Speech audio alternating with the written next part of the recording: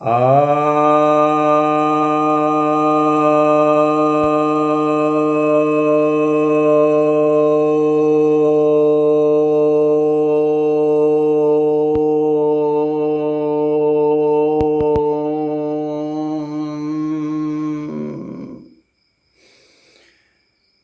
सभी भक्तजनों को सप्रेम नमन।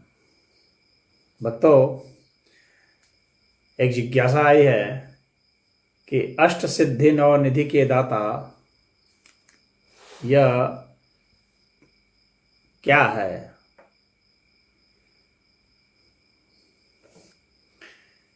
हनुमान चालीसा में यह लिखा हुआ है, अष्ट सिद्धि नौ निधि के दाता असवर दीन जानकी माता।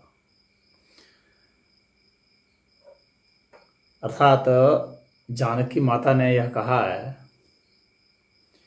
कि हनुमान को अष्ट सिद्धि नौ निधि के दाता होने का आशीर्वाद दिया है।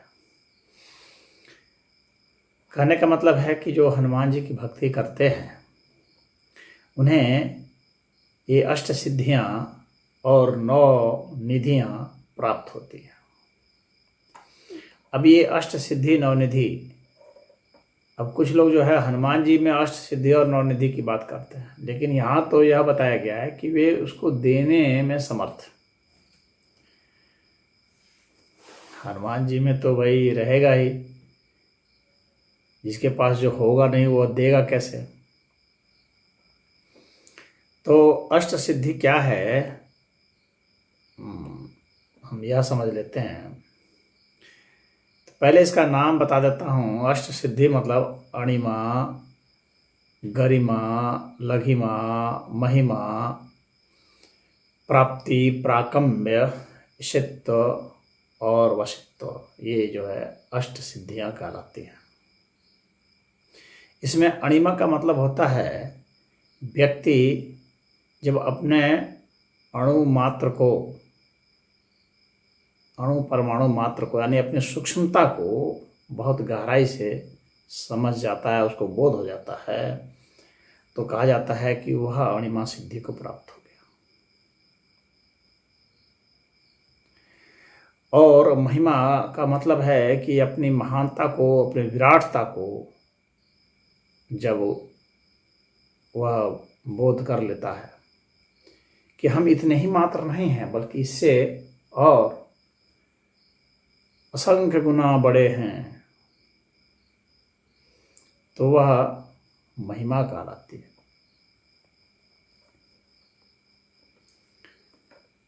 और उसी तरह से गरिमा, गरिमा का मतलब हो गया, गरिमा जो है वो भार से मतलब रखता है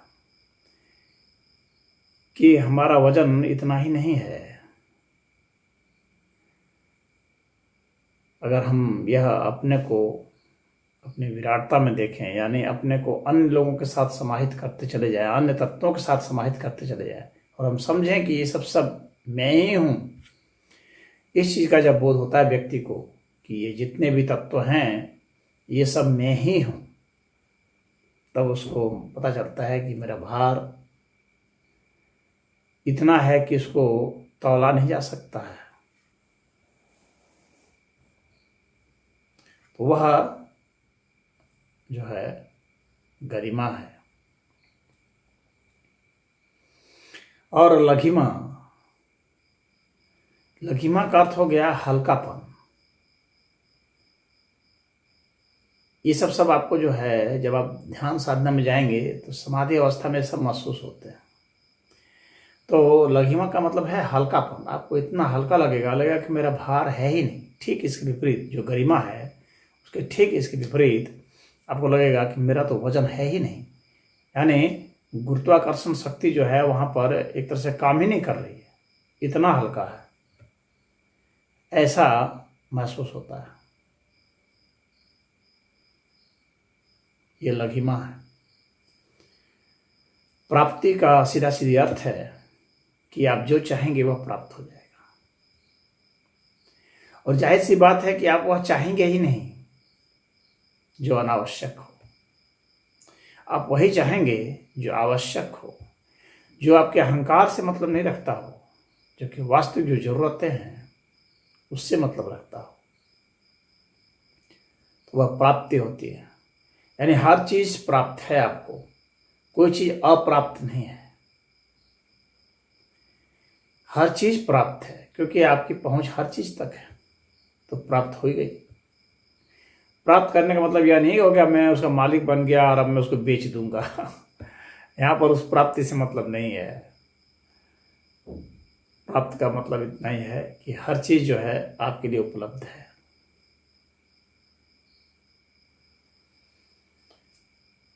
हर चीज़ तक आपकी पहुंच है, कोई चीज़ आपकी पहुंच से परे नहीं। प्राकम्य, प्राकम्य का अर्थ हो गया कि आप जो है वह कामना से परे हो रहे हैं, और कामना से परे हो रहे हैं इसका अर्थ हो गया कि सारी कामनाएं आपके अंतर्भूत हैं और आप स्वयं कामना से परे हैं। कामनाओं के वशीभूत आप नहीं, प्राकम्य। और ईशित्व का मतलब हो गया कि आप जो है वह परब्रह्म परमात्मा के साथ एक भूत हो चुके हैं। इसके कारण आपको ऐश्वर्य आ चुका है और अब परम सत्ता के साथ एक भूत हो गए, तो आप एक तरह से ईश्वर ही हो गए, तो वह ईश्वरत्व है।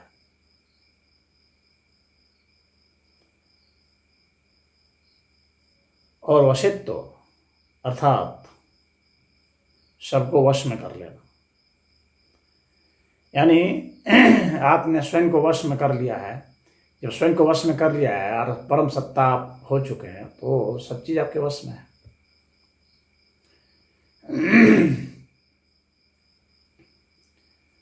तो इसका अर्थ क्या हुआ कि हर चीज को आप गुलाम थोड़ी बना लेंगे, इसका अर्थ यह नहीं हुआ। कुछ लोग जो इस अहंकार के नित्य से सोचते हैं वैसा ही सोचते हैं। अरे भाई अगर ऐसा होगा तब तो फिर अगर 2 आदमी को यही सिद्धि हो गई फिर कौन किसको वश में करेगा, 10 आदमी को ही हो गए फिर कौन किसको वश में करेगा। ऐसा नहीं है, आपने स्वयं को वशीभूत कर लिया है, आप अपने स्वयं को जीत चुके हैं, आप जितेंद्रिय हो चुके हैं। वशित्व का अर्थ हो गया कि आपने स्वयं को जीत लिया है। तो इस तरह से आप जो है वशित्व को प्राप्त हैं, और चूंकि आप ही सब हैं, इस आधार पर आपने सबको वश में कर रखा है, ऐसा समझिए। अब ये जो अष्ट सिद्धियां हैं, यह समाधि अवस्था में व्यक्ति को उपलब्ध होती है। और इसी तरह से 9 निधि है। निधि का अर्थ होता है खजाना, 9 निधि। तो अब जो खजाना है वो कौन कौन सा खजाना है? सबसे बड़ा खजाना तो ईश्वर का ही है, तो उसको पुरुषोत्तम कहा जाता है। तो पहला खजाना पुरुषोत्तम है, यानी परब्रह्म परमेश्वर परमात्मा जो है वह खजाना। मीरा ने कहा ना, पायो जी मैंने राम रतन धन पायो, तो वह सबसे बड़ी निधि है, राम निधि। तो वह है पुरुषोत्तम। फिर है उत्तम, और पुरुष। अभी पुरुष का उत्तम हो गया, फिर हो गया पुरुष। पुरुष का अर्थ हो गया आत्मा। तो आत्मनिधि आपको उपलब्ध हो गई। स्वयं की निधि, आप स्वयं क्या है इस चीज को आपने महसूस कर लिया, यह है पुरुष, यह निधि।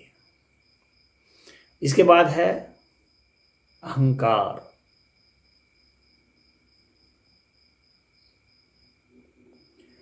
अहम की स्थिति जो है वह अहंकार है। अपने होने की, जहाँ पर अपना एक आइडेंटिटी यहाँ एक आ जाती है, यहाँ पर ही गुण आ जाते हैं। तो यह जो है अहंकार की स्थिति आ जाती है, अहम।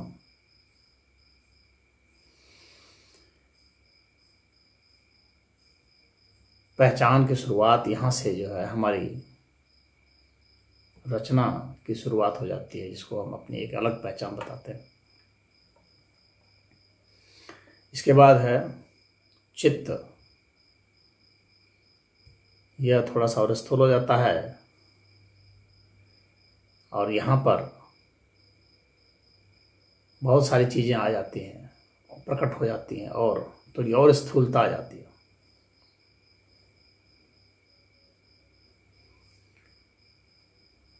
यहीं पर जो है मन, बुद्धि, ये सब आ जाते हैं, चित्त में ही शामिल हो जाता है। सारे शब्द, सारे भेद, यानी स्थूल का प्रकटीकरण यहाँ पर शुरू हो जाता है।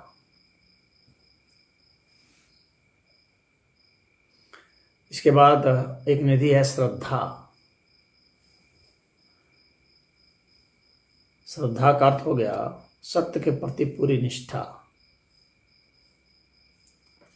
यह एक निधि है जिसमें होती है। सत्य के प्रति पूरी निष्ठा जब होगी, तभी आपको चित्त का एहसास होगा, तभी अहंकार का, तभी पुरुष का, तभी पुरुषोत्तम का। इसके बाद है उपरति, जिसको आप विरति भी समझ सकते हैं। उपरति का अर्थ हो गया कि जो विषय है उससे हमें वैराग्य हो गया, उससे हम ऊपर उठने की सोचने लगे या हो गए, वो उपरति है। तो वह निधि हमें प्राप्त हो गई जिसमें हमें विषयों से वैराग्य हो गया। अब इसके बाद है तितिक्षा। तितिक्षा का अर्थ होता है शांतिपूर्वक, प्रेम से हम सुख और दुख, यानी हर जो द्वंद्व की चीज़ें हैं उसको सहन कर लेते हैं। सहर्ष, विदाउट एनी कंप्लेन। तो जब ऐसा करते हैं तो तितिक्षा में उसकी बात आती है। तो यह एक निधि है, जिसे यह उपलब्ध हो गया तो वह इस निधि का मालिक हो गया।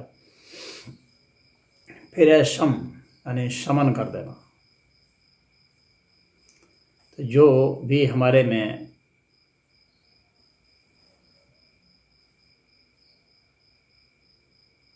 अशांति है,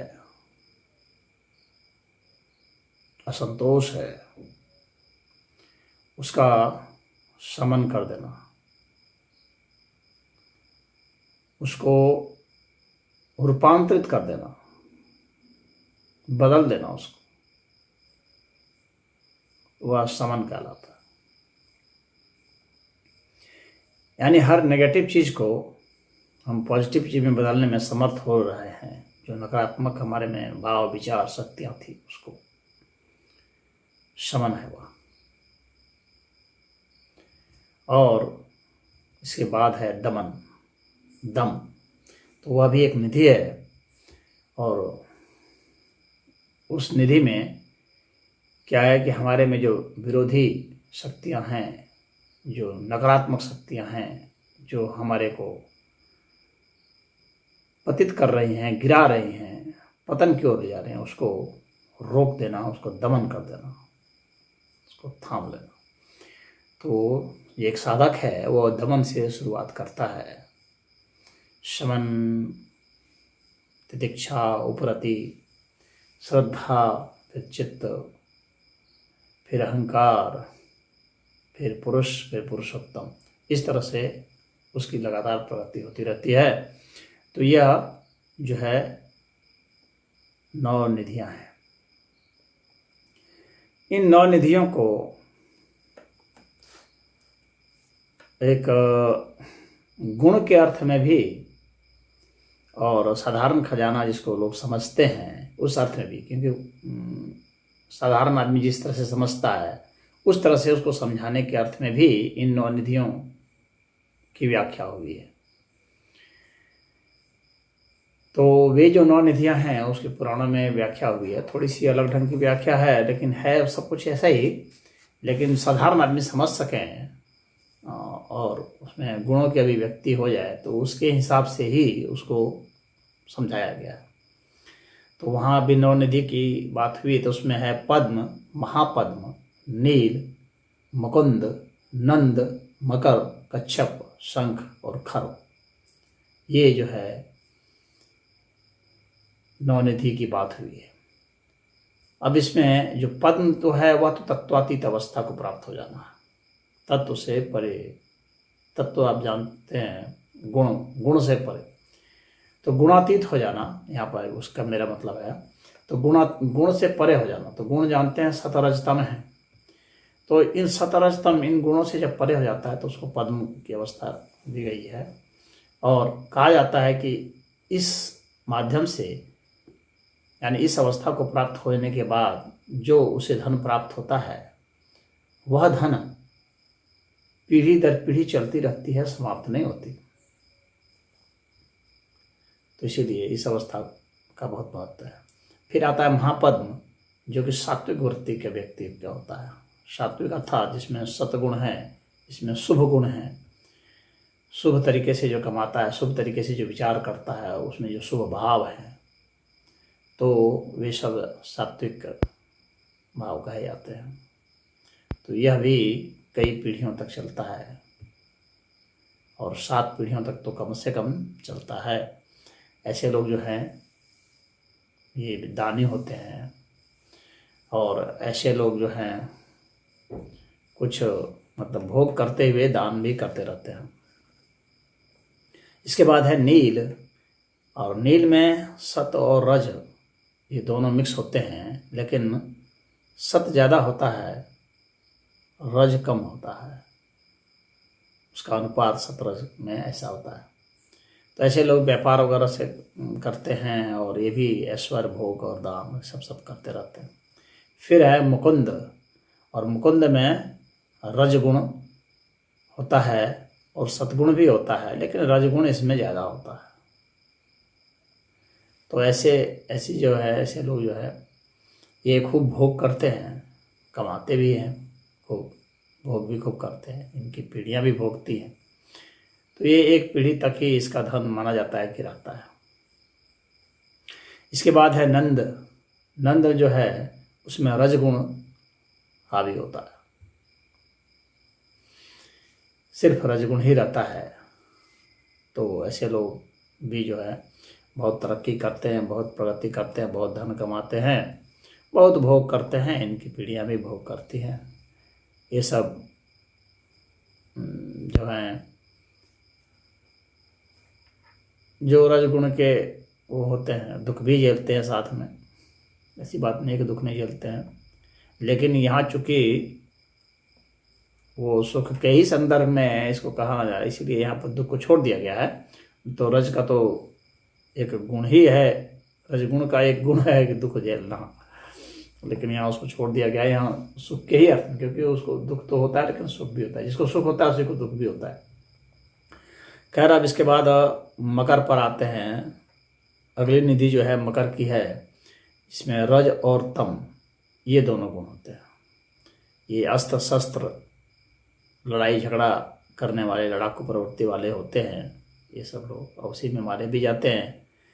सेना में, पुलिस में, या इस तरह से रहते हैं, ये आप समझ सकते हैं। ये सब उस प्रवृत्ति वाले होते हैं लोग, उसी से धन कमाते हैं। अब उसके बाद है कच्छप। यह निधि जो है इसमें तम गुण और सतगुण होता है।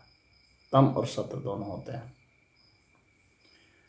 और तम और सत गुण होने के कारण क्या है कि यह जो है ये कमाते तो बहुत हैं, लेकिन न भोगते हैं न भोगने देते हैं।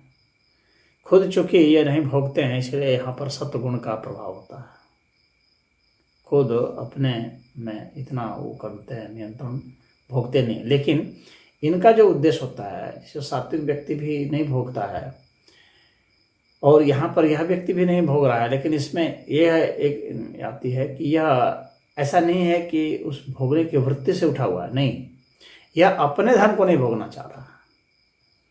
दूसरा दे देगा तो भोग लेगा, दूसरे का धन भोग लेगा अगर कोई उसको बुला देते। यानी जो कंजूस लोग जानते हैं आप, जिसको कंजूस कहते हैं सामान्य भाषा में, वे होते हैं जो ना खाते हैं ना खाने देते हैं। हाँ, दूसरे का मिल जाएगा तो खा लेंगे, अपना नहीं खाएंगे ना खाने देंगे।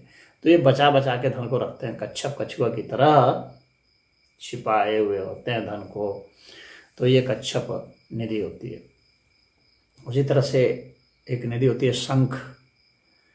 शंख जो है वो तम गुण का होता है शुद्ध रूप से, और यह जो है सिर्फ स्वयं ही भोगता है और विकृत तरीके से भोगता है, अपने बाल बच्चों तक को भी नहीं भोगने देता है, अपने पत्नी माँ बाप सबको भी नहीं भोगने देता है। उनसे झगड़ा करके खुद खाने के चक्कर में, खुद पहनने के चक्कर में ये सब रहता है। तमाम तरह के शराब है, मदिरा है, इन सब चीज़ों को जिससे नाश होता है उसी चीज़ों को भोगता है। ये सब शंख प्रवृत्ति के लोग होते हैं। ये जो है शंख निधि मानी जाती है भोगने के कारण ही। चूँकि यह निधि है, खजाना है, तो इसलिए उसके दुखों का वर्णन नहीं करके उसके जो भोग वृत्ति है जिससे उसको कुछ सुख की अनुभूति होती है उसका वर्णन है। फिर एक खर्व होता है। खर्व जो है उसमें सत रज तम तीनों गुण मिले होते हैं, मिश्रित होते हैं। ये बहुत धूर्त किस्म के लोग होते हैं, चतुर होते हैं, कभी अल्टी पल्टी मारते रहते हैं, किसी भी तरह लुढ़कते रहते हैं और बहुत शातिर होते हैं। ये किसी न किसी तरह से धन इकट्ठा कर लेते हैं, कमा लेते हैं, सुख भोग लेते हैं और इसके परिवार भी भोग लेते हैं। तो इस तरह से ये अष्ट सिद्धि और नौ निधि मैंने आपको समझा दिया।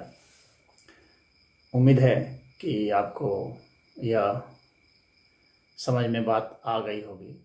हरि ओम।